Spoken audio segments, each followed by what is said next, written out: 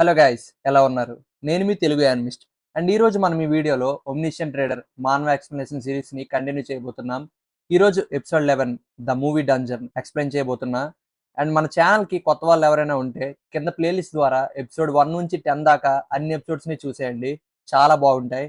And వీడియోలోకి వెళ్ళే ముందు మన సబ్స్క్రైబర్స్ అందరికీ చిన్న రిక్వెస్ట్. అండ్ అదేమీ కాదు, మీ అందరికీ తెలుసు ఈ వీడియో రావడానికి చాలా లేట్ అయిందని. అండ్ ఎందుకంటే ప్రెజెంట్ నాకు వర్క్స్ చాలా ఎక్కువ ఉండడం వల్ల అసలు టైం కుదరట్లేదు. అయినా ఈ సిరీస్ చాలా బాగుండడంతో, మీ దగ్గర నుంచి మంచి రెస్పాన్స్ రావడంతో ఎలాగైనా వీక్లీ 1 ఎపిసోడ్ రిలీజ్ చేద్దామని ట్రై చేస్తున్నా. అయినా కొన్నిసార్లు మిస్ అవుతుంది. సో ఇంతవరకు ఓపిక పట్టినందుకు చాలా చాలా థ్యాంక్స్. అండ్ ఈసారి తప్పకుండా ఎవ్రీ సండే 5 PMకి వీడియో వచ్చేలా చూస్తా. వన్స్ ఈ మంత్ ఇంకా ఏప్రిల్ క్రాస్ చేస్తే మే నుంచి ఇంకా ఫుల్ యాక్టివ్లో ఉంటా. ఆల్రెడీ మన ఛానల్లో డీమన్ స్లేయర్ వీడియోస్ చేశా. అండ్ ఇంకా చాలా కొత్త కొత్త అప్డేట్ వీడియోస్ కూడా చేశా. సో ఎప్పుడు ఎక్స్ప్లెనేషన్ వీడియోసే కాకుండా మిగతా యానిమేస్ మీద కూడా క్రియేటివ్ కంటెంట్ చేస్తా. కానీ దానికి కొంచెం టైం పడుతుంది. సో కీప్ సపోర్టింగ్ మీ. మరి ఈ రోజు ఎపిసోడ్ విషయానికి వస్తే, లాస్ట్ ఎపిసోడ్ లో జంగ్యుక్ మన వాళ్ళందరినీ వదిలేసి ఒక హిడెన్ డంజన్ లోకి వెళ్ళిపోతాడు కదా. సో మన డాగ్ జా, హ్యూవన్, జిహియే ఇంకా గిల్యాంగ్ తో పాటు జంగ్యుక్ ని కాపాడడానికి బయలుదేరడం మనం చూసాం. సో ఈ రోజు ఈ ఎపిసోడ్ లో మన వాళ్ళంతా మూవీ డంజన్ అనే ఒక హిడెన్ సినారీలోకి వెళ్తారు. అండ్ గైస్, ఈ ఎపిసోడ్ మనకి ఒక ఫైనల్ ఎపిసోడ్ టైప్ అన్నమాట.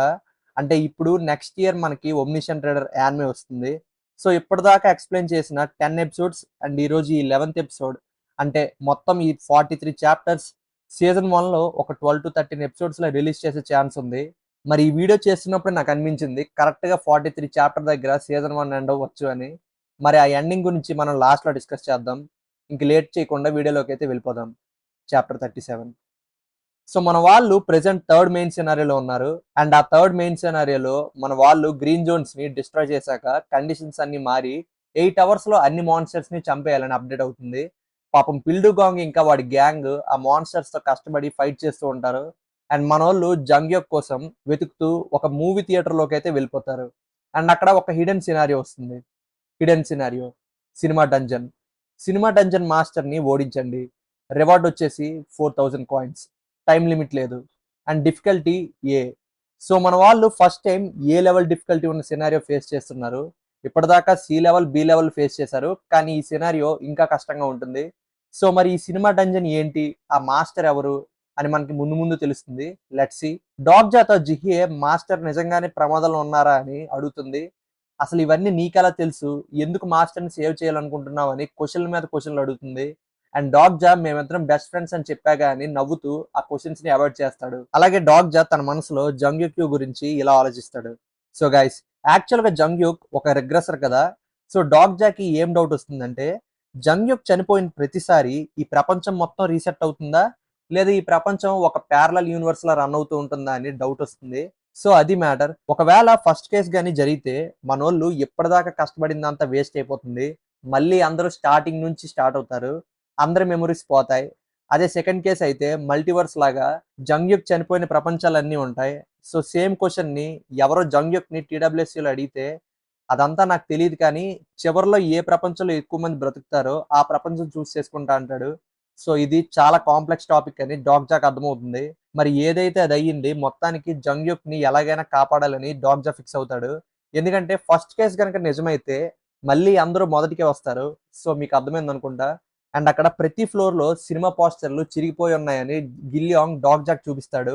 అండ్ అలాగే అక్కడ ఎవరో ఉన్నట్లు గ్రహించి గిల్యాంగ్ డాగ్ జా షర్ట్ ని పట్టుకొని లాగుతాడు. అండ్ అక్కడ ఎవరో మాట్లాడుకుంటూ ఉంటే మనోళ్ళు చాట్ గా వింటారు. యాక్చువల్ గా వాళ్ళు చంగ్మూర నుంచి వచ్చిన వాళ్ళు కాదు. వాళ్ళు వేరే వేరే సినారియోస్ క్లియర్ చేసి వచ్చిన వాళ్ళు. అండ్ వాళ్ళు ఎవరో ప్రాఫిట్ ఇచ్చిన ఇన్ఫర్మేషన్ ప్రకారం ఈ థియేటర్ లోకి వచ్చారు. అండ్ మనోళ్ళు చూస్తుండగా ఒక లైట్ కింద నిలబడి మాయమైపోతారు. ఒక్కసారిగా అందరూ ఎక్కడికి వెళ్ళారు అని షాక్ అయిపోతే డాగ్ జా అదేంటో కనిపెడతాడు. అండ్ మనోళ్ళు ఒక పోస్టర్ ముందుకు వెళ్తే ఒక పెద్ద లైట్ మన వాళ్ళ మీద పడి అందరూ మాయమైపోతారు. అండ్ డాగ్ జా హ్యూవన్ కి నీకు మూవీస్ అంటే చాలా ఇష్టమా అని అడిగితే అవును అని చెప్పగా, ఇక నుంచి ఆ ఇష్టం పోతుందిలే అని నవ్వుతాడు. సో ఈ పాటికే మీకు సినారీ అర్థమై ఉంటుంది. ప్రతి మూవీ పోస్టర్ ఒక మూవీకి సంబంధించింది. అండ్ మనోళ్ళు ఆ మూవీలోకి వెళ్ళి మూవీని ఎండ్ చేయాలి. సో మరి ఇంక ఏ మూవీలోకి వెళ్ళారో చూద్దాం. సో డాగ్ జా ఈ సినారియో గురించి ఇలా చెప్తాడు. ఇది సినిమా డంజన్. అండ్ ఇందులో మొత్తం 8 ఫ్లోర్స్ ఉంటాయి. ఈ cinema dungeon master 8th floor లో ఉంటాడు. అండ్ ప్రతి ఫ్లోర్ లో కొన్ని మూవీస్ ఉంటాయి. అండ్ జంగ్యుక్యూ రివార్డ్స్ కోసం ఈ టాస్క్స్ ని ఫినిష్ చేయడానికి వచ్చాడు. ఈజీ మూవీస్ ని కంప్లీట్ చేసి కష్టమైనవి వదిలేశాడు అని డాగ్జా అంటాడు. అండ్ మనోళ్ళు ఒక అడవిలో ఉంటారు. అండ్ ఇది ఏ మూవీ అని కనిపెట్టడానికి ట్రై చేస్తూ ఉంటారు. ఈ గ్యాప్ లో గిల్యాంగ్ ఒక ఇన్సెక్ట్ మాన్స్టర్ ని పట్టుకుంటాడు. అండ్ మనోడి స్కిల్స్ గురించి తెలిసిందేగా, ఇన్సెక్ట్స్ తో కమ్యూనికేట్ చేస్తాడు. అలా ఆ మాన్స్టర్ తో ఫ్రెండ్షిప్ చేసుకుంటాడు. అండ్ ట్విస్ట్ ఏంటంటే ఆ ఇన్సెక్ట్ మాన్స్టర్ రాబోయే ప్రమాదం గురించి గిల్యాంగ్ తో చెప్తుంది. అప్పుడు వెంటనే కట్ చేస్తే అడవిలోంచి ఇంతకు ముందు థియేటర్లో మాయమైన వాళ్ళు ఉన్నారు కదా, వాళ్ళు పరిగెత్తుకుంటూ వస్తారు. అండ్ వాళ్ళని ఒక డైనోసార్ వెంట పడుతుంది. ఇంక మనోడు ఈ డైనోసార్ ఎంత ఉందంటే రివార్డ్స్ కూడా గట్టిగానే వస్తాయని మురిసిపోతాడు. అండ్ ఆ డైనోసార్ మీదకి రావడంతో ఇంకా పరిగెత్తడం స్టార్ట్ చేస్తారు. అక్కడతో చాప్టర్ ఎండ్ అవుతుంది. సో గైస్, మరి ఇది ఏ మూవీయో మీకు ఇప్పటికే అర్థమై ఉంటుంది అనుకుంటున్నా. మనోళ్ళు జొరాసిక్ పార్క్ మూవీలోకి వచ్చారు. మరి ఇంక ముందు ముందు ఎలాంటి మూవీస్ వస్తాయో చూసే ముందు ఇంకా ఈ వీడియోకి లైక్ చేసుకోకపోతే లైక్ చేసుకోండి. నెక్స్ట్ చాప్టర్ కి వెళ్ళిపోదాం. చాప్టర్ 38. ఈ చాప్టర్ అంతా ఫుల్ యాక్షన్ ఉంటుంది. సో మనోళ్ళని వెంట పెడుతుంది ఒక టైర్ 7 ల్యాండ్ డ్రాగన్ మాన్స్టర్. మరి డైనోసార్ తో ఫైట్ అంటే మామూలు విషయం కాదు. ఆ టీరెక్స్ ఒక్కొక్కరిని లేపేస్తూ ఉంటుంది. ఇంక దాని నుంచి తప్పించుకోవాలంటే చివరిలో ఒక ల్యాబ్ ఉంటుంది, అక్కడికి వెళ్ళాలి. కానీ డాగ్జా సంగతి తెలిసిందేగా, రివార్డ్స్ వస్తాయంటే చెలరేగిపోతాడు. ఈ మూవీకి ఒక మంచి క్లైమాక్స్ ఇద్దామని చెప్పి ఆ టీరెక్స్ ని అటాక్ చేస్తాడు. ఇంకా మనోళ్ళు కూడా తన మాటకి ఎదురు చెప్పకుండా యాక్షన్ లోకి దిగుతారు. అండ్ గిల్యాంగ్ ఆ టీరెక్స్ కి కళ్ళు అంత బాగా కనిపించవు, సో సైడ్స్ నుంచి అటాక్ చేయండి అని సలహా ఇస్తాడు. అండ్ ఆ టీరెక్స్ ని నేను డిస్ట్రాక్ట్ చేస్తా అని ముందుకు వెళ్తాడు. ఇంకా హుయివాన్ ఇంకా జిహియే సైడ్స్ నుంచి అటాక్ చేయడం స్టార్ట్ చేస్తారు. అండ్ డాగ్జా ఆ టీరెక్స్ మీదకి ఎక్కి మెడ మీద ఒక పెద్ద అటాక్ చేసి ఫైనల్లీ దాన్ని చంపేస్తాడు. సో ఇంకా టీరెక్స్ ని చంపినందుకు మన వాళ్ళకి 1000 కాయిన్స్ గిఫ్ట్ గా వస్తాయి. అండ్ ఇంతకు ముందు వచ్చిన వాళ్ళలో ఒకరిని పట్టుకొని మీకు ఈ ప్లేస్ గురించి ఎలా తెలిసింది అని డాగ్జా అడుగుతాడు. అండ్ వాడు ప్రాఫిట్స్ చెప్పారని అంటాడు. అండ్ అలాగే ప్రాఫిట్స్ అంటే ఎవరని డాగ్జా అడిగితే వాళ్ళు గార్డియన్స్ ఆఫ్ ద రిలవేషన్ అని చెప్తాడు. అండ్ డాగ్జాకి యానాక్రాఫ్ట్ తప్ప మిగతా ప్రాఫిట్స్ గురించి తెలియదు, కానీ చూస్తుంటే ఫ్యూచర్ గురించి తెలిసిన వాళ్ళు ఇంకా ఎవరో ఉన్నారని అనుకుంటాడు. సో మనోడికి తనలాగా ఇంకా ఎవరైనా ఉన్నారేమో అని డౌట్ వస్తుంది. మరి దాని గురించి ఇంకా ఫ్యూచర్ లో తెలుస్తుందేమో. ఇలా చాలా రిఫరెన్సెస్ అయితే వదులుతున్నారు, చూద్దాం ఏమవుతుందో. ఇంకా మనోళ్ళు ఆ ల్యాబ్ దగ్గరికి వెళ్ళి కావాల్సిన ఫుడ్ ని పోర్షన్స్ ని తీసుకుంటారు. అండ్ డాగ్జా ఒక్కడే మెల్లగా స్టామినా బాటిల్స్ ని ఎత్తేస్తూ ఉంటే జిహియే కోప్పడి తనకు కూడా కొన్ని ఇవ్వమని అడిగితే మన రాక్ పేపర్ సీజర్ గేమ్ ఆడదాం, అలా డివైడ్ చేసుకుందాం అంటాడు. మరి తెలిసిందేగా, జిహియాని మైండ్ రీడింగ్ తో ఫ్రూట్ చేసి పాపం పోషన్లన్నీ కొట్టేస్తాడు. అండ్ అలాగే డాగ్జాకి ఒక స్పెషల్ పోషన్ దొరుకుతుంది. అండ్ ఇది చాలా ఇంపార్టెంట్. అలాగే ఈ మూవీలో ఈ పోషన్ దొరుకుతుందని జంగ్యుకి కూడా తెలీదు. సో ఇంక మరి మన వాళ్ళంతా బయటకు వచ్చేస్తారు. అక్కడతో చాప్టర్ ఎండ్ అవుతుంది. చాప్టర్ 39.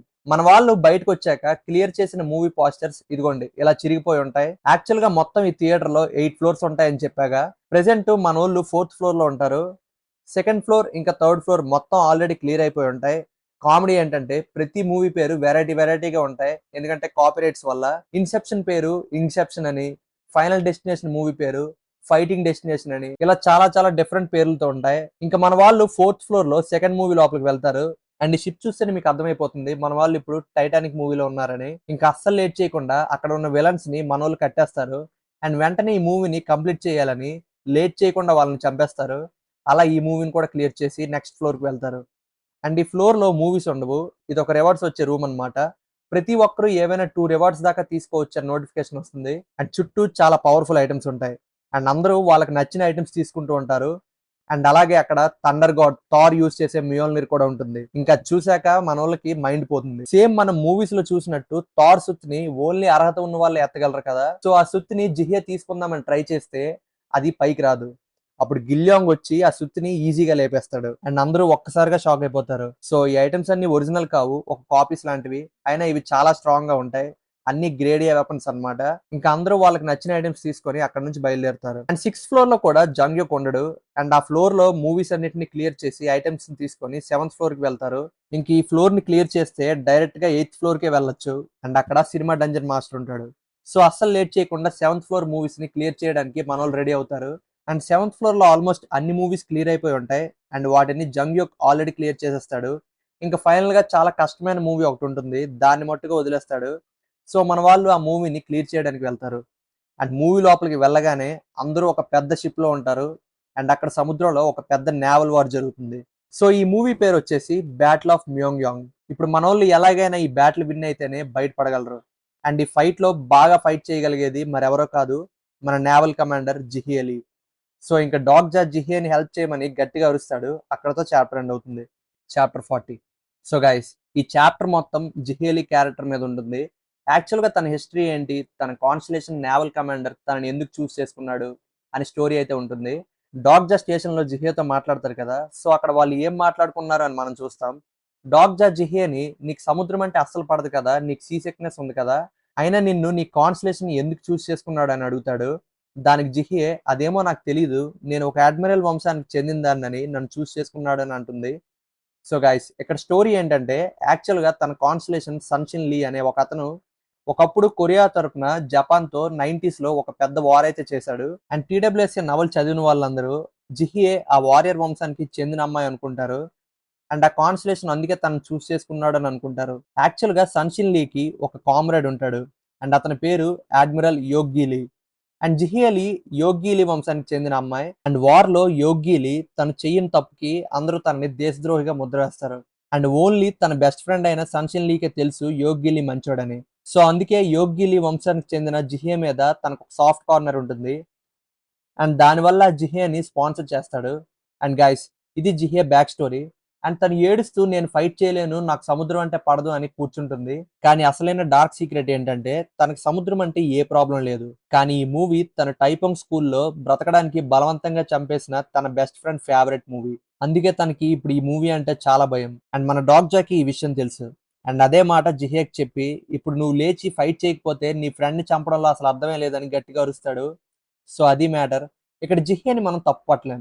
ఎందుకంటే మనం చూసిన ఫస్ట్ సినారియో అలాంటిది. సో, మనం బ్రతకాలంటే అవతల ఉన్నది బెస్ట్ ఫ్రెండ్ అయినా సరే వాళ్ళని చంపడం తప్పని పరిస్థితి. సో, అలా బాధపడుతూ జిహ్య కింద కూర్చొని ఉంటుంది. ఇంకా ఫైట్ అయితే చాలా ఇంటెన్స్‌గా మారడం వల్ల డాగ్‌జా తనకు చెప్పాల్సిందంతా చెప్పి మోటివేట్ చేసి ఫైట్‌లోకైతే వెళ్తాడు.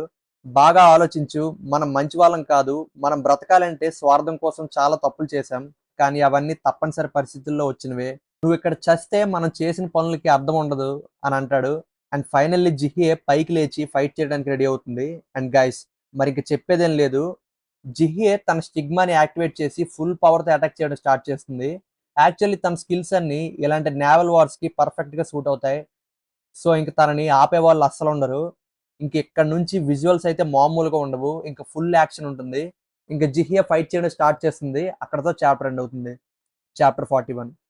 సో గైస్, ఇంక జిహియే మోటివేట్ అయ్యి ఫైట్ చేయడం స్టార్ట్ చేసింది కదా!